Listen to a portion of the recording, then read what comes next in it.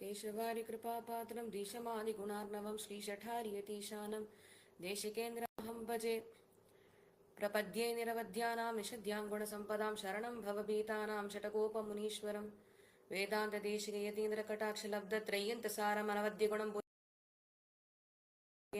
नारायणाद्ययतिदुर्यकृपाभिषिक्तं श्रीरङ्गनाथमितिशेखरमाश्रयामः श्रीमते श्रीरङ्गनाथेन्द्र महादेशिकाय नमः श्रीमते श्रीमच्छटकोपश्रीरङ्गनाथ महादेशिकाय नमः श्रीरङ्गलक्ष्मण मुनीन्द्रपदाब्जभृङ्गं श्रीवासुदेव गुरुकृपावलम्बं श्रीवीरराघव गुरुत्तमलब्धबोधं श्रीवत्सचिन्नमगमर्शनमाश्रयामः श्रीमते श्रीवत्सङ्कार्य महादेशिकाय नमः रामानुजयापात्रं ज्ञानवैराग्यभूषणं श्रीमद्वेङ्कटनाथार्यं वन्दे वेदान्तेसिकं लक्ष्मीनाथसमारभां नाथयामुनमध्यमाम् अस्मदाचार्यपर्यन्तां वन्दे गुरुपरम्परां यो नित्यमच्युतपदाम्बुजयुग्मरुक्मव्यामोहतस्थितितराणि तृणाय मेने अस्मद्गुरोर्भगवतोऽस्य दयैकसिन्धोः रामानुजस्य चरणौ शरणं प्रपद्ये माता पिता युवतयस्तनया विभूतिः सर्वं यदेव नियमेन मदन्वयानामाद्यस्य न कुलपतेर्वकुलाभिरामं श्रीमत्तदङ्गरिवलं प्रणमाय भूतना भूतं सरश्च महदाग्वय भट्टनाथ श्रीभक्तिसार कुलशेखर योगी वाहान् भक्ताङ्ग्रिरेणु परकालयतीन्द्रमिश्रान् श्रीमत्पराङ्कुशमुनिं प्रणतोऽस्मि नित्यम्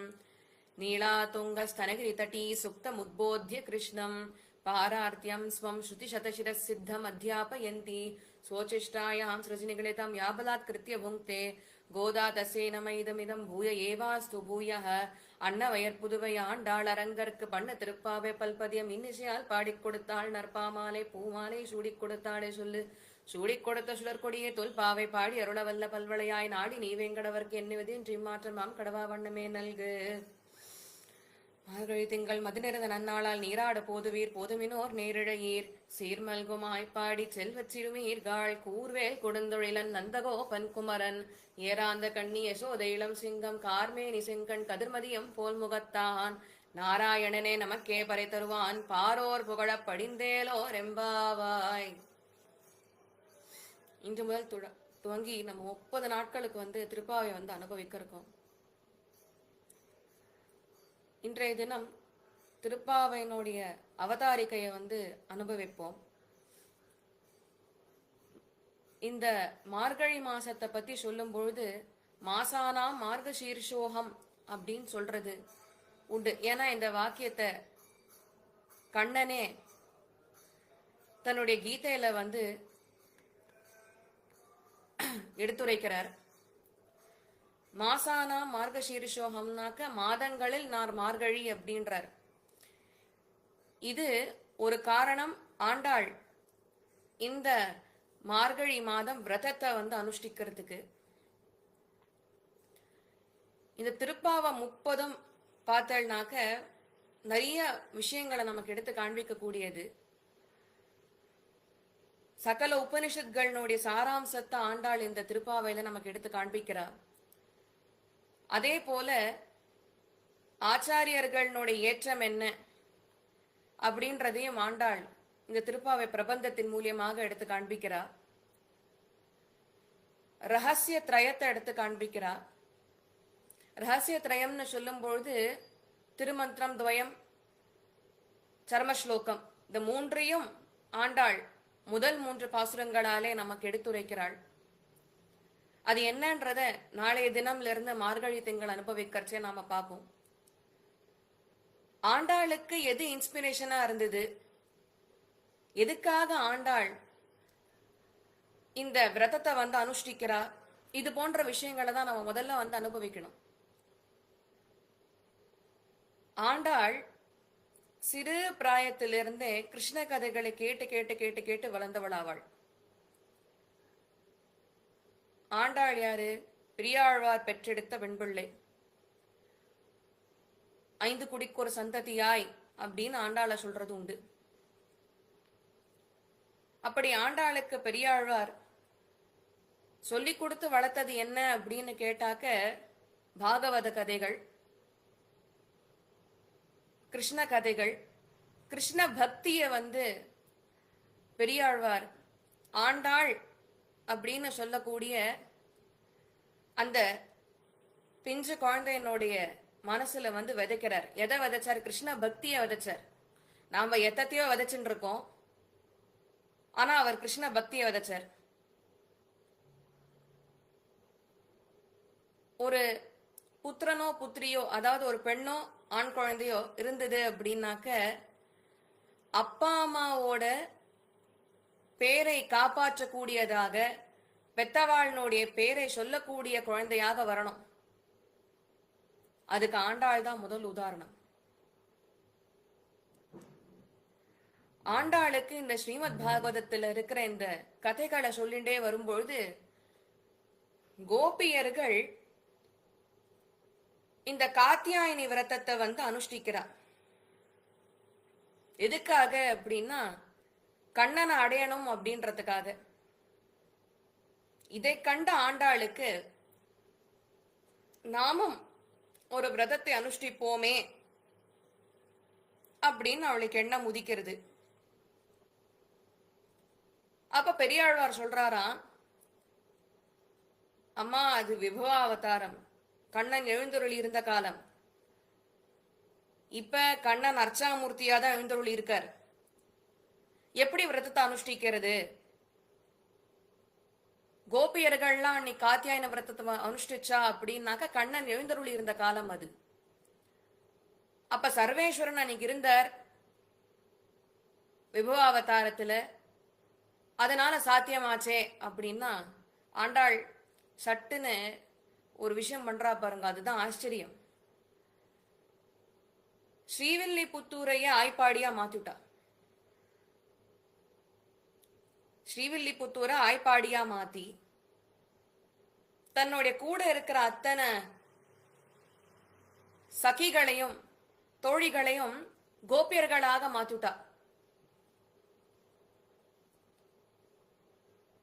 இதுல இருந்து நாம கத்துக்க வேண்டிய முதல் விஷயம் என்னன்னா, பெருமாளை வழிபடணும்னு சொல்லிட்டாக்க அது விபவாவதாரத்துல மாத்திரம்தான் சாத்தியம் அப்படின்னு நினைச்சு கூடாதுன்ற முதல் விஷயத்த ஆண்டாள் நமக்கு ப்ரூவ் பண்ணிட்டா.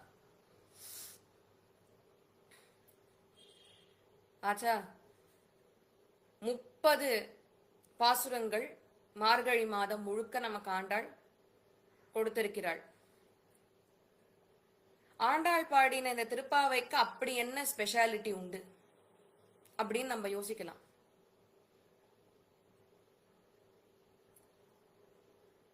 ஒரு நூல் அப்படின்னு சொன்னாக்க அந்த நூலுக்கு 3 விஷயங்கள் பிரதானமா இருக்கணும். கர்த்திரு வைலட்சண்யம், விஷய வைலட்சண்யம், கிரந்த வைலட்சண்யம்னு 3 விஷயங்கள் உள்ளடக்கியதாக இருக்கணும். கர்த்திரு வைலட்சண்யம்னாக்க யாரு டூவரோ, யார் அந்த நூலை எழுதுறாளோ அவளுக்கு ஏற்ற இருக்கணும். விஷய வைலட்சண்யம், இவர் எந்த விஷயத்தை பத்தி பேச வரார், அது ஏற்றம் உடையதா இருக்கா,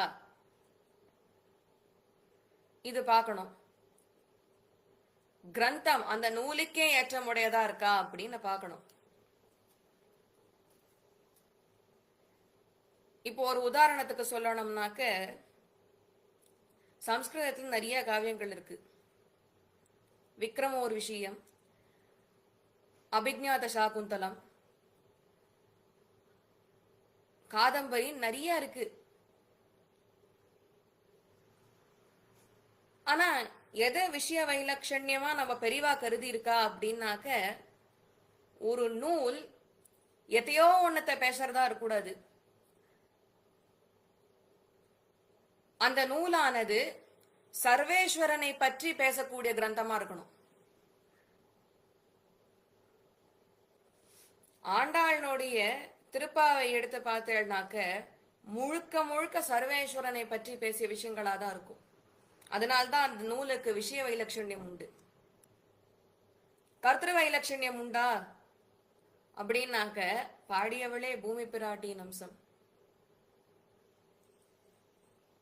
அப்ப டெஃபினட்டா அதுல கர்த்திரு வைலட்சண்யம் உண்டு. டூவருக்கு உண்டான அந்த கிரேட்னஸ் உண்டு அந்த இடத்துல. கிரந்த வைலட்சண்யம் கண்டிப்பா உண்டு. ஏன்னா அந்த கிரந்தத்துல நமக்கு ஆண்டாள் எதை நமக்கு புரிய வச்சிருக்கா, என்னென்ன விஷயங்கள் எடுத்து காண்பிச்சிருக்கானா சகல உபனிஷத்களுடைய சாரம். கண்ணன் கீதையில 18ஆம் அத்தியாயத்துல சொல்லி முடிக்கரிச்சு அர்ஜுனன்ட்ட இந்த வார்த்தையை சொல்றார். அர்ஜுனா, இந்த கலியுகத்துல யாரேனும் நான் சொன்ன இந்த கீதையை பிரச்சாரம் பண்ணுவாளே ஆயின் அவ எனக்கு ரொம்ப பிரீத்தியை தரக்கூடியவர்கள் அப்படின்னு கிருஷ்ணர் அந்த இடத்துல சாதிக்கிறார். பெருமாளோட திருவுள்ளம் இதுதான் அப்படின்றத புரிஞ்சுட்ட ஆண்டாள் நமக்கு திருப்பாவைன்னு சொல்லக்கூடிய 30 பாசுரங்களை நமக்கு பாடி கொடுத்துட்டா. நம்ம ஒரு விஷயத்த யோசிக்கலாம். நீரெனமோ அப்பத்திலேருந்து சகல உபனிஷத்களுடைய சாரோன்றேள், பெருமாள் அடையணுன்றேள், பெருமாள் அடையறதே நமக்கு பிராபியம் பிராபகம்னா நிறைய பேசுறீர். பகவான என்னத்துக்காக அடையணும்? முதல்ல எதுக்கு தெரிஞ்சுக்கணும்? என்ன அவசியம் அப்படின்னு கேட்டா, சுவாமி வேதாந்த தேசிகன் தன்னுடைய பிரபந்தங்கள்ல சாதிக்கும் போது அவர் சொல்றார், தேன்பட்ட விடம் போல் தித்திக்கும் சிறுபயனேன்றார். இந்த சம்சாரத்தை கொஞ்சம் யோசிச்சு பாருங்கன்றார். நம்ம வாழ்ந்துட்டு இருக்கோமே இந்த உலகம் எப்படிப்பட்டதுன்னு கேட்டாக்க, சந்தோஷமும் துன்பமும் மாறி மாறி நமக்கு பிரதிபலிக்க கூடியது. ஒரு நாள் சந்தோஷமா இருப்போம், அடுத்த நாள் அழுவோம். இதுதான் இந்த உலகம். அப்ப இந்த உலகத்திலிருந்து நான் தப்பிக்கணும், நிரந்தரமான சந்தோஷம் எனக்கு கிடைக்கணும், நித்திய சுகத்துல நான் ஈடுபடணும்னா அதுக்கு நான் என்ன பண்ணணும் அப்படின்னு கேட்டாக்க, ஸ்ரீயப்பத்தியான அந்த ஸ்ரீமன் நாராயணனை அடைவதே நமக்கு இலக்கு. அது ஒண்ணுதான் வழி. இங்கேயும் தப்பிச்சாதானே நிரந்தர சுகத்துக்கு நான் தான் மார்க்கத்தை தேட முடியும். சீதோஷ்ண சுக துக்கதாகான கண்ணன் தன்னுடைய பகவத்கீதையில எடுத்து காண்பிக்கிறார். பா அர்ஜுனா, இந்த சம்சார சாகரம்னு சொல்றியே, இதுல இந்த உலகத்துல சந்தோஷமும் துக்கமும் மாறி மாறி வரும். எது மாறி அப்படின்னு கேட்டாக்க, குளிர்காலம் போய் வெயில் காலம் வந்தா எப்படி இருக்குமோ அந்த மாதிரி ஒருவனுடைய சுகமும் துக்கமும் மாறி மாறி வரும்.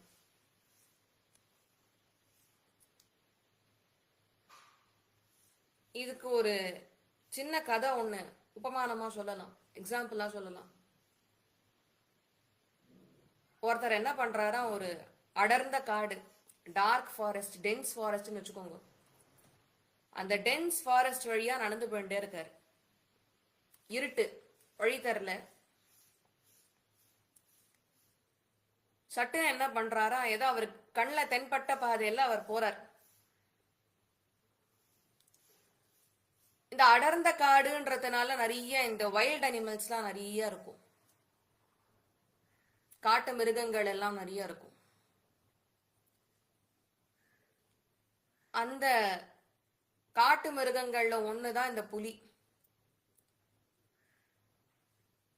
அந்த புலி என்ன பண்றதா, அதுக்கு ஏதோ பசி புல் இருக்கு. இவர் தனியா நடந்து போன்றிருக்கார், வழி தெரியல. இந்த புலி இவரை துரத்தின்டே பின்னாடி போறது. புலிக்கு பயந்துட்டு இவர் இன்னும் வேகமா ஓட ஆரம்பிக்கிறார். ஏற்கனவே திசை தெரியல, எந்த டைரக்ஷன்ல போறோம்னு தெரியல. நம்மளாட்டம் ஏதோ ஒரு டைரக்ஷனை எடுத்துட்டு இந்த ஏதோ ஒரு மார்க்கத்துல போயிட்டு இருக்கோம் பாருங்க, எங்க போறோன்னே தெரியாம. அந்த மாதிரி இவர் புலிக்காக பயந்துட்டு ஓடி போறார். ஓடி போயிட்டே இருக்கிறதே கீழே என்ன இருக்குன்றத அவர் கவனிக்கவே இல்லை. ஏன்னா அந்த இருட்டுல தெரியல. கீழே ஒரு பெரிய புதக்குழி இருந்தது. அத மேல இந்த ஆலமர விழுதுகளால மூடி வச்சிருந்தா. அதை இவர் கவனிக்காம உள்ள காலை வச்சுட்டார். நல்ல காலம், இவருக்கு சப்போர்ட்டுக்கு வெளியில ஒரு ஆலமர விழுது கிடைச்சது. அதை பிடிச்சும் தொங்கிட்டு இருக்காரு. இப்ப கீழே கீழே குனிஞ்சு பார்த்தாராம். ஒரு 100 பாம்பு தலையை தூக்கிண்டு இவர் உள்ள விழுந்தார்னா தனக்கு இறையா மாத்திக்கிறதுக்கு தயாரா இருக்கு. வெளியில வந்தா இந்த புலி எப்படி நீ வெள்ளதானே வரப்போறா கவனிச்சுக்கிறேன்னு சொல்லிட்டு அது காத்துட்டு இருக்கு. சரியா? இப்ப இவர் என்ன பண்றாரா, இந்த ஆலமர விழுத பிடிச்சி நல்லா தூங்கிட்டு இருக்காரோ இல்லையா, அந்த வழியா ஒருத்தர் வந்தார். இவர் எந்த மரத்துக்கு கீழே இந்த புதக்குழியில மாட்டின்னு இருக்காரோ அந்த மரத்துல ஒரு தேன்கூடு இருந்தது. இவர் என்ன பண்றாரா, மரத்து மேல ஏறி அந்த தேன்கூட்டுல இருக்கிற தேனை எடுக்கிறார். இந்த வழிபோக்கர் தேன்கூட்டுல இருக்கிற தேனை எடுக்கிறார். அந்த தேன்கூட்டுல இருக்கிற தேனை எடுக்கும் போது ஒரு சொட்டு தேன் இந்த ஆலமரத விழுத பிடிச்சு தொங்கிட்டு இருக்கிறவனுடைய நாக்குல பட்டுது. என்ன, இவர் உடனே ஆஹா இந்த தேன் என்னமா இருக்கு, தேவாமிர்தமா இருக்குன்னு 1 மணி நேரம் உபன்யாசம் பண்றார்.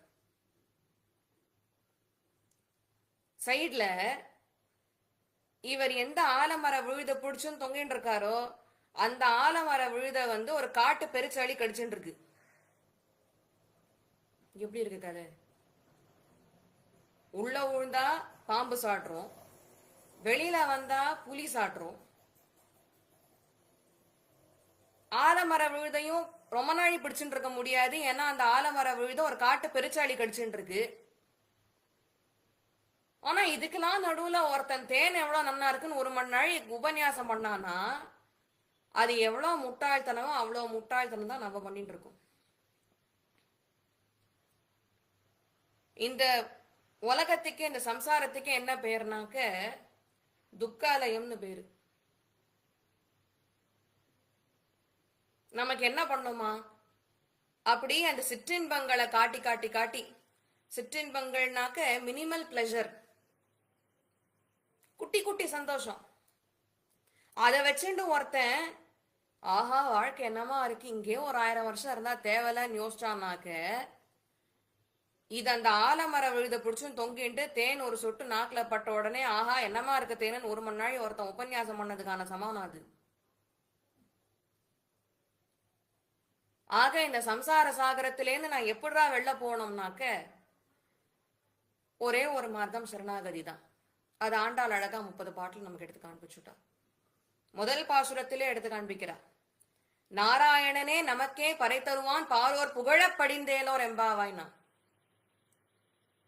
சர்வரக்ஷகன் ஜெகத் ரக்ஷகன் அந்த சர்வேஸ்வரன், அவரால மட்டும்தான் நம்ம ரட்சிக்க முடியும், அவரால மட்டும்தான் நமக்கு இந்த சம்சாரத்திலேருந்து விடுவிக்க முடியும்.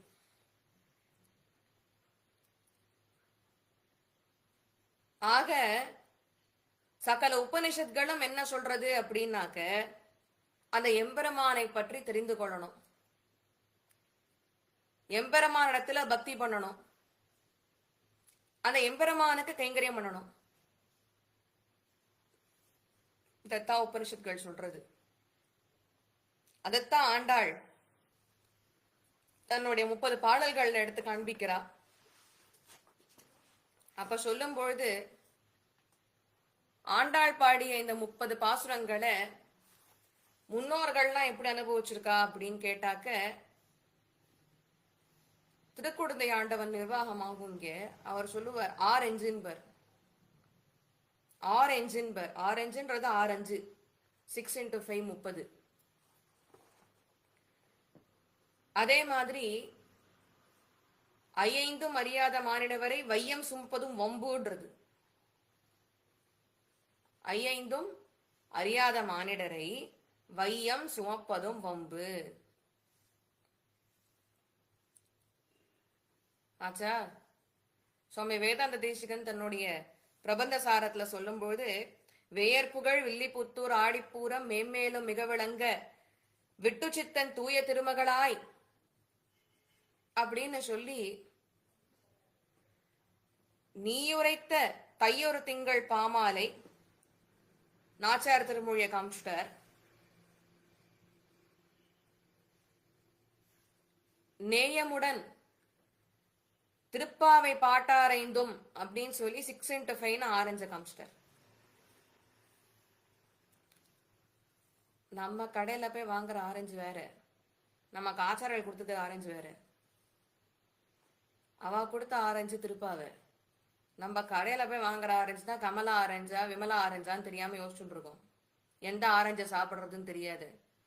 சுகர்னு ஒரே ஒரு வியாதி வந்துருத்துனாக்க சுவாமி கமலா ஆரஞ்சு வாங்கலாமா இல்ல அவ தங்க விமலா ஆரஞ்சு வாங்கலாமான்னு கடையில போய் இது பண்ணிட்டு இருப்போமே தவிர்த்து, விசாரம் பண்ணிட்டு இருப்போமே தவிர்த்து, நம்ம ஆச்சாரியர்கள் கொடுத்த ஆரஞ்சா நம்ம கண்டுக்கிறதே கிடையாது.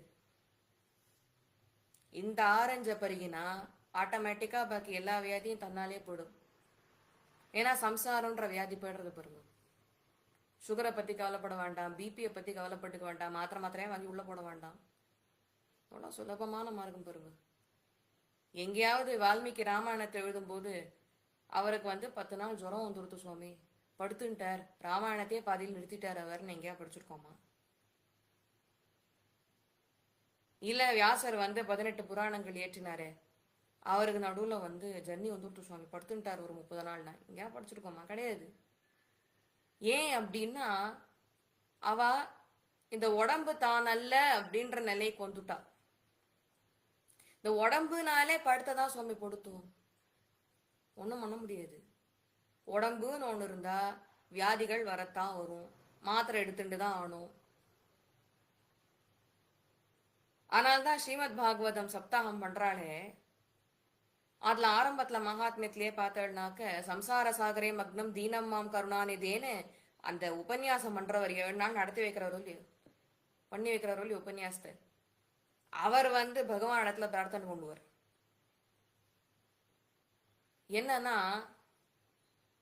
இத்தனை நாள் உம்மை கைய கொடுத்து என்னை மேல தூக்கி விடுறதுக்கு தேவள் காத்துன்னு இருந்தீர். ஆனா அடியனுடைய மந்த புத்தி கர்மவசத்தினால தேவள் கைய கொடுக்கும் பொழுது ஏத்துக்கல. இப்ப அடியன் இடத்துல நல்ல புத்தி வந்திருக்கு, கைய கொடுக்கறதுக்கு தயாரா இருக்கேன், தேவள் கைய கொடுத்துட்டேன்னா புடிச்சுன்னு மேல வந்துருவன்ற. ஆதிசங்கராச்சாரியர் அவருடைய கிரந்தங்கள்ல சாதிக்கும் பொழுது அவர் சொல்றார், பஜகோவிந்தம்ன்ற ஒற்றை நூல் போதும் ஆதிசங்கராச்சாரியரோடது. நம்ம சம்சாரத்துல எப்படி கஷ்டப்படுறோம் அப்படின்றத பஜகோவிந்தம் அப்படின்ற ஒற்றை நூல்ல எடுத்து காண்பிக்கிறார். எடுத்த எடுப்புலயே பஜகோவிந்தம் பஜகோவிந்தம் கோவிந்தம் பஜ மூடமதே. இவெல்லாம் மூர்க்கர்கள், முட்டாள்னு திட்டுறார் ஓப்பனா. சம்சார சாகரமே நமக்கு நிரந்தரம் நினைச்சுட்டு இருக்கேளே, உங்களுக்கு கடைசி காலத்துல எது தெரியுமா கை கொடுக்கும்? கோவிந்த நாமம் தான்.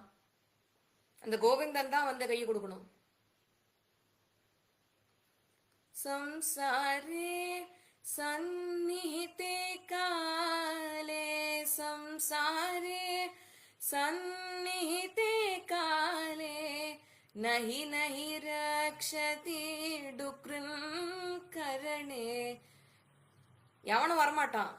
மரண தருவாயில் இருக்கும் போது நீவா நீவா நீவா நீவா நீவா நம்ம கூறு போட்டு கூப்பிட்டா கூட ஒருத்தராலையும் காப்பாற்ற முடியாது.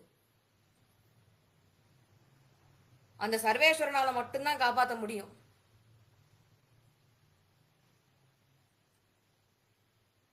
அவர் இன்னொன்னு சொல்றார், நீங்க இந்த சம்சாரம் நினைச்சுட்டு இருக்கே அதை விட பொல்லாது தெரியுமா அப்படின்றார். புனரபி ஜனனம் புனரபி மரணம் புனரபி ஜனனம் புனரபி மரணம் புனரபி ஜனனி ஜடரே சயனம். நான் என்ன பண்றேன்? புனரபி ஜனனம் புனரபி மரணம் புனரபி ஜனனி ஜடரே சயனம்.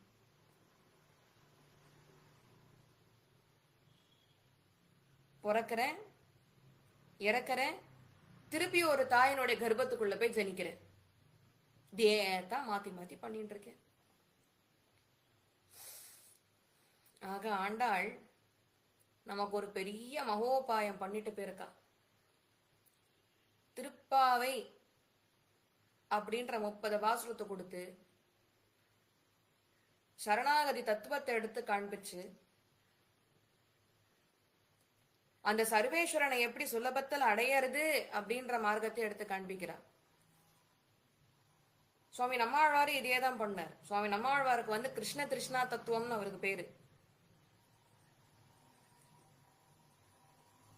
கிருஷ்ண பக்தின்னு சொன்னாக்கவே நேர சுவாமி நம்மாழ்வாரை கனெக்ட் பண்ணிடலாம்.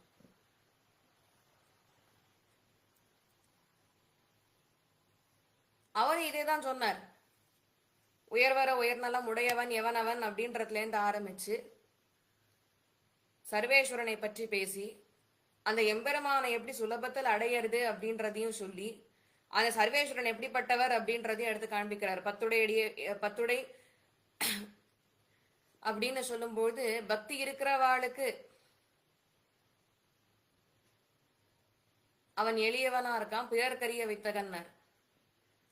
ஆச்சா, முனியே நான்முகனே முக்கண்ணப்பா என் பொல்லா கனிவாய் அப்படின்னு கடைசி 10ஆம் பத்துல கடைசி பாட்டு.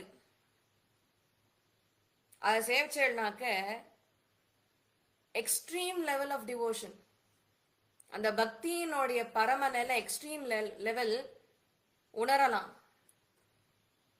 இனி நான் போகலொட்டேன் ஒன்றும் மாயம் செய்யல் என்ன ஏன்றார். நான் உன்னை விட்டு இதுக்கு மேல போக மாட்டேன்.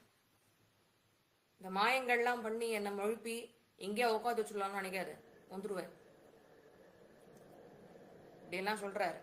ஆனா என்னவோ தெரியல, இந்த கடைசி 10ஆம் பத்துல இருக்கிற கடைசி 10 பாட்டு மட்டும் நிறைய பேர் வாசிக்கிறதுக்கு ரொம்ப யோசிக்கிறா.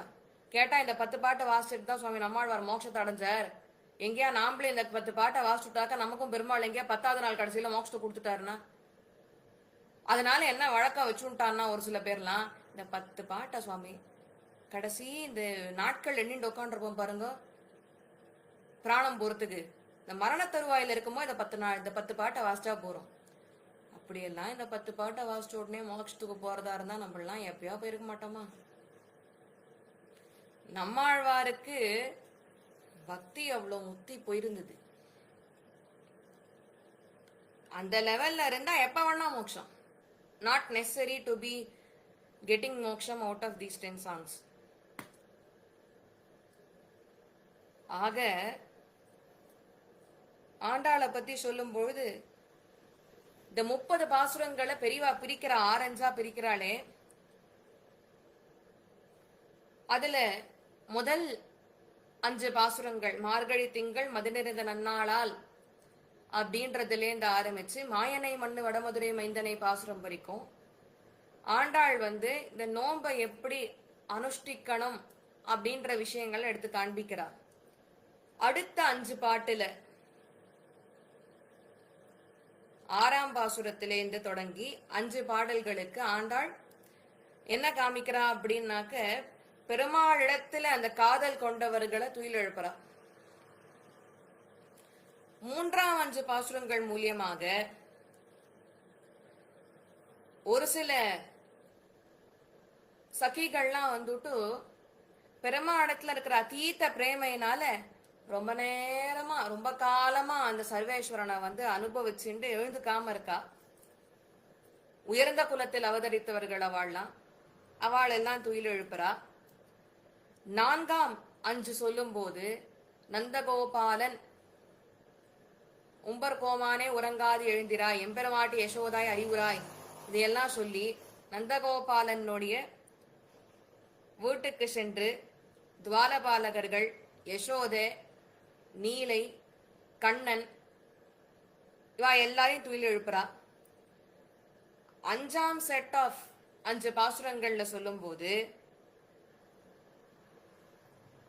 கண்ணனை வந்து அவ என்ன பண்றா அப்படின்னாக்க தான் கேட்டதை கண்ணன் செவிமடுக்கும்படி பண்றா. கடைசி 5 பாசுரங்கள்ல ஆண்டாள் மற்றும் பாக்கி இருக்கிற கோபியர்கள் தான் வந்த காரியம் என்ன, பகவான் இவாளுக்கு என்ன அனுகிரகம் பண்ணணும் அப்படின்றத பிரார்த்திக்கிறா. ஆரஞ்சு, டைம் இல்லை, மணி 7:30.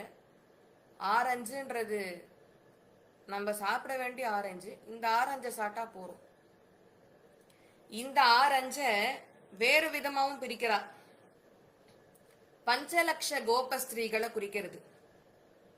பின்பு பகவான் எடுத்த 5 நிலைகள், பர, வியூஹ, விபவ, அர்ச்ச, அந்தர்யாமி.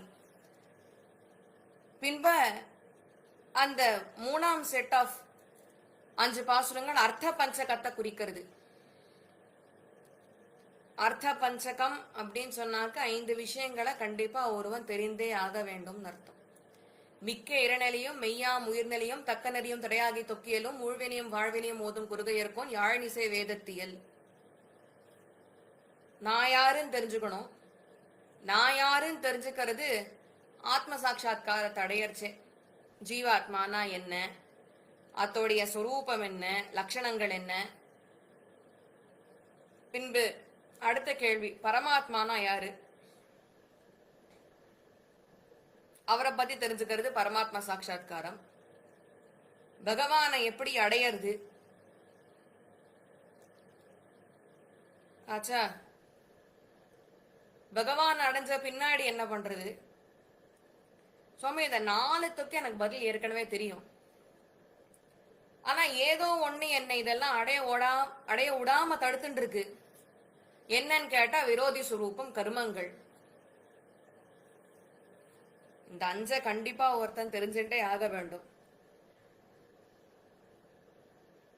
கூடவே 4ஆம் 5 பாசுரங்கள்ல சொல்லும் பொழுது கர்மஜான பக்தி யோகங்கள்